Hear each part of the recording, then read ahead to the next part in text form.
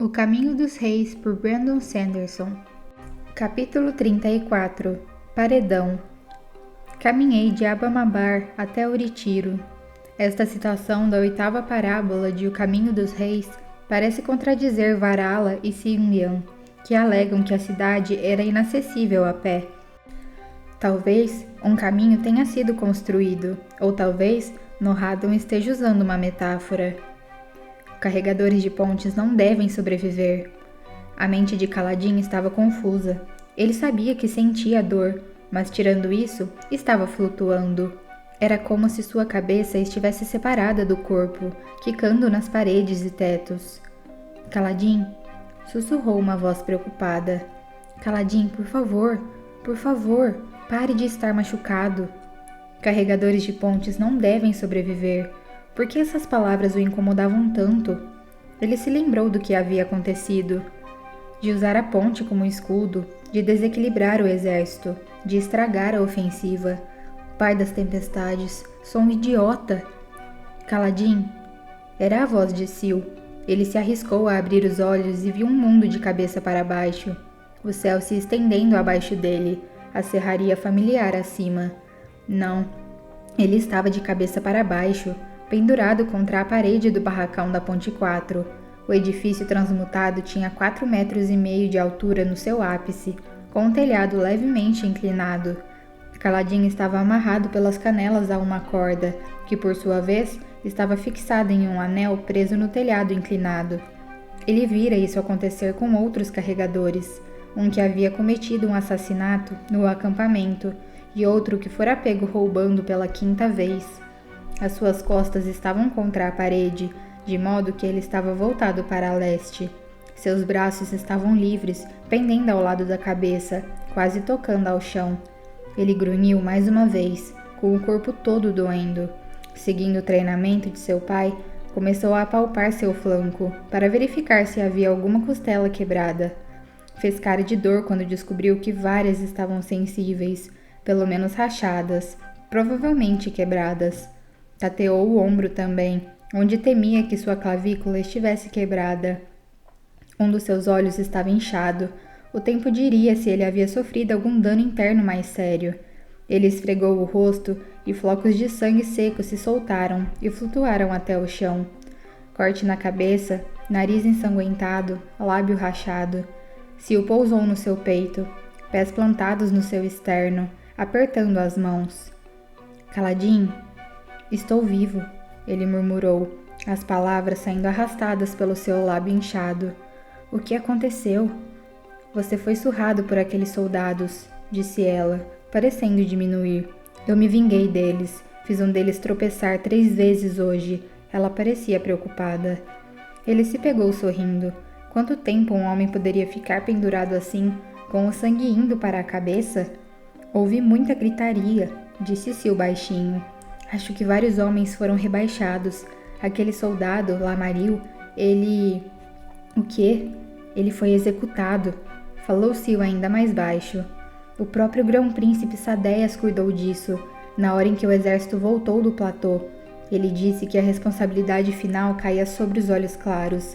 Lamaril ficou gritando que você prometeu absolvê-lo e que Gaz devia ser punido no lugar dele.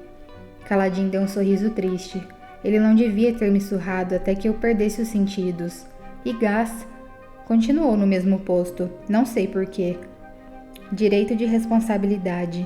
Em um desastre como esse, os olhos claros devem assumir a maior parte da culpa. Eles gostam de mostrar obediência a velhos preceitos como esse, quando é conveniente. Porque ainda estou vivo. Parece que para dar exemplo, respondeu Sil, envolvendo-se com seus braços translúcidos. Kaladin, estou com frio. Você sente a temperatura? Perguntou Kaladin tossindo. Geralmente não. Agora sinto. Não entendo. Eu não gosto disso. Vai ficar tudo bem. Você não deveria mentir. Às vezes não há problema em mentir, Sil. E agora é uma dessas vezes? Ele piscou, tentando ignorar suas feridas, a pressão na cabeça, tentando clarear sua mente. Falhou em todas as tentativas. Sim, sussurrou. Acho que entendo. Então, disse Kaladin, recostando a cabeça, a ponta do seu osso parietal tocando a parede. Eu serei julgado pela grande tormenta. Eles vão deixar a tempestade me matar. Pendurado ali, Kaladin seria exposto diretamente aos ventos e a tudo que eles jogassem contra seu corpo. Sendo prudente e agindo de modo correto, era possível sobreviver exposto a uma grande tormenta, embora fosse uma experiência miserável. Kaladin fizera isso em várias ocasiões, agachado, se abrigando a sotavento de uma formação rochosa, mas pendendo de uma parede e voltado diretamente para a direção das tempestades, ele seria cortado em pedacinhos e esmagado pelas pedras. Eu já volto, disse Sil, pulando do seu peito na forma de uma pedra, então se transformando em folhas sopradas pelo vento junto ao chão. Flutuando para longe, para a direita, a serraria estava vazia. Kaladin sentiu o aroma do ar gélido e límpido, a terra se preparando para uma grande tormenta. A bonança, como era chamada, quando o vento se detinha, o ar esfriava, a pressão caía e a umidade se elevava imediatamente antes de uma tempestade. Alguns segundos depois, a cabeça de Rocha surgiu da esquina, com Sil no seu ombro. Ele se esgueirou até Kaladin, seguindo nervosamente por Teft. Eles foram alcançados por Moash. Apesar dos protestos sobre não confiar em Kaladin, ele parecia quase tão preocupado quanto os outros dois. Fidalgote? Chamou Moash. Você está acordado? Estou consciente, respondeu Kaladin, a voz rouca. Todos voltaram bem da batalha? Todos os nossos homens, com certeza, disse Teft, coçando a barba. Nós perdemos a batalha. Foi um desastre. Mais de 200 carregadores mortos. Só sobraram suficientes para carregar 11 pontes. 200 homens, pensou Kaladin. Isso é minha culpa. Eu protegi os meus ao custo dos outros. Fui apressado demais. Carregadores de pontes não devem sobreviver. Há alguma verdade nisso. Ele não poderia perguntar a Lamaril, mas aquele homem teve o destino merecido. Se Kaladin pudesse escolher, aquele seria o fim de todos os Olhos Claros, incluindo o rei. Nós queremos dizer uma coisa, declarou Rocha, da parte de todos os homens. A maioria não quis sair. A grande tormenta está vindo e... Está tudo bem, sussurrou Kaladin. Teft cutucou Rocha para que continuasse. Bem, é isso. Nós vamos nos lembrar de você. A Ponte 4. Nós não vamos voltar a ser como antes. Pode ser que todos nós acabemos morrendo, mas vamos ensinar aos novos. Fogueiras de noite, riso, vida. Vamos fazer disso uma tradição. Por você. Rocha e Teft sabiam sobre a erva botão. Eles poderiam continuar ganhando dinheiro extra para pagar pelas coisas. Você fez isso por nós, acrescentou Moash. Nós teríamos morrido naquele campo. Talvez tantos quanto morreram nas outras equipes. Desse modo, só vamos perder um. Eu digo que o que eles estão fazendo não está certo, falou Teft, com a cara fechada. Conversamos sobre cortar essa corda. Não, disse Kaladin. Isso só faria que vocês sofressem uma punição similar. Os 3 homens se entreolharam. Aparentemente, haviam chegado à mesma conclusão. O que foi que Sadeias disse? Perguntou Kaladin. Sobre mim. Que ele compreendia um carregador de pontes querer salvar a própria vida, respondeu Teft, mesmo às custas dos outros. Ele chamou você de covarde e egoísta, mas agiu como se não desse para esperar mais que isso. Ele diz que está deixando o pai das tempestades te julgar, acrescentou Moash. Gezerezé, rei dos arautos, diz que se você merecer viver, você vai. Ele se calou. Sabia tão bem quanto os outros que homens desprotegidos não sobreviviam a grandes tormentas, não pendurados daquele jeito. Quero que vocês 3 façam algo por mim, disse Kaladin, fechando os olhos contra o sangue que escorria pelo seu rosto caindo do lábio, cuja ferida abrirá ao falar. Qualquer coisa, Kaladin, garantiu Rocha. Quero que vocês voltem ao barracão e digam aos homens para sair depois da tempestade. Diga a eles para me procurarem aqui amarrado. Diga que vou abrir meus olhos e olhar de volta para eles, e que então eles vão saber que eu sobrevivi. Os 3 carregadores fizeram silêncio. Sim, claro, Kaladin, disse Teft.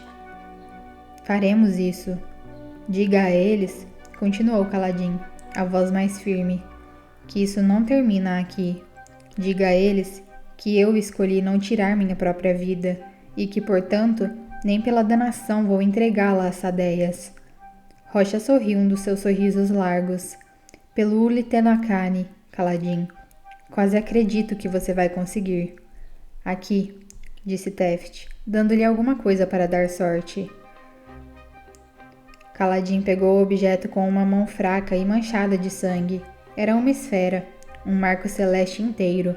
Estava fosca, sua luz das tempestades esgotada.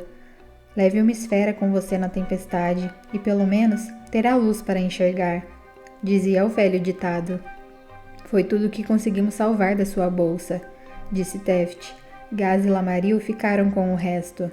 Nós reclamamos, mas que podíamos fazer? Obrigado, disse Kaladin. Moashi e Rocha recuaram para a segurança do barracão, Sil deixando o ombro de Rocha para ficar com Kaladin. Teft também se demorou, como se estivesse considerando passar a tempestade com Kaladin, mas por fim sacudiu a cabeça, murmurando, e juntou-se aos outros. Kaladin pensou ter ouvido o homem chamar a si mesmo de covarde. A porta do barracão fechou. Kaladin passou o dedo pela lisa esfera de vidro. O céu estava escurecendo, e não só porque o sol estava se pondo. As trevas se aglomeravam. A grã tormenta... Sil caminhou pela parede, então se sentou ali, olhando para ele, sua face minúscula muito séria. Você disse a eles que vai sobreviver. O que acontece se não sobreviver? A cabeça de Kaladin pulsava com seu batimento cardíaco. Minha mãe sentiria vergonha se soubesse como deixei os soldados me ensinarem rapidinho a jogar. Na primeira noite no exército de Amaran, eles já me botaram para apostar esferas. Kaladin? Disse Sil. Desculpe, disse ele, balançando a cabeça. O que você disse me lembrou daquela noite. Há um termo no jogo, sabe? Entrar com tudo. É como chamam. Quando você coloca todo o seu dinheiro em uma aposta. Não entendi. Estou apostando tudo a longo prazo, sussurrou Kaladin. Se eu morrer, então eles vão sair, balançar as cabeças e dizer que sabiam que isso ia acontecer. Mas se eu viver, eles vão lembrar. E isso vai dar esperança a eles. Podem ver isso como um milagre. Sil ficou em silêncio por um momento. Você quer ser um milagre? Não, sussurrou Kaladin. Mas para eles, eu serei. Era uma esperança estúpida e desesperada. O horizonte ocidental, invertido na sua visão, estava escurecendo. Daquela perspectiva, a tempestade era como a sombra de uma enorme fera se arrastando pelo chão. Ele sentia a confusão perturbadora de alguém que havia sido atingido com força na cabeça. Concussão. Esse era o nome. Ele estava com dificuldade para pensar, mas não queria ficar inconsciente. Ele queria olhar de frente à grã tormenta, ainda que ela o apavorasse. Sentiu o mesmo pânico que vivenciou ao olhar para o abismo escuro, quando quase se matara. Era o medo do que não podia ver, do que não podia saber. O paredão se aproximou, a cortina visível de chuva e vento no início de uma grã tormenta. Era uma onda massiva de água, terra e rochas, com centenas de metros de altura. Milhares e milhares de esprenos de ventos unindo a frente. Em batalha, ele sempre fora capaz de lutar até alcançar a segurança, usando sua habilidade com a lança. Quando pisara na beira do abismo, houvera uma linha de retirada. Daquela vez, não havia nada. Não havia como lutar ou evitar aquela fera negra, aquela sombra cobrindo todo o horizonte, mergulhando o mundo em uma noite prematura. A borda ocidental da cratera que compunha o acampamento de guerra havia sido erodida, e o barracão da Ponte 4 era o primeiro de sua fileira. Não havia nada entre ele e as planícies, nada entre ele e a tempestade. Fitando aquela onda feroz, vociferante e avassaladora, composta por água e destroços levados pelo vento, Kaladin sentiu-se assistindo o fim do mundo cair sobre ele. Respirou fundo, a dor nas costelas esquecida, enquanto o paredão cruzava a serraria em um lampejo e o atingia.